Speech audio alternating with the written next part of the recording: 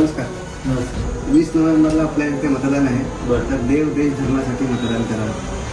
देश तर ठीक आहे, पण जीवन धर्म राजकारण करून आला दोघांचं काम कधी त्याला आम्ही मतदान करणार. बरोबर आहे तुमचं, पण देव आणि धर्म कधीच मध्ये येत नाही, पण मजहब नेहमीच मध्ये येतो. म्हणूनच भारताचे तुकडे झाले आणि पाकिस्तान व बांगलादेशची निर्मिती. भारताला भारतच ठेवायचा असेल तर यावेळेस देव व धर्म मध्ये आणावाच लागेल. राजकारणात धर्म नको तर विशिष्ट धर्मासाठी वक्फ बोर्ड कायदा आणि मुस्लिम पर्सनल लॉ कशाला.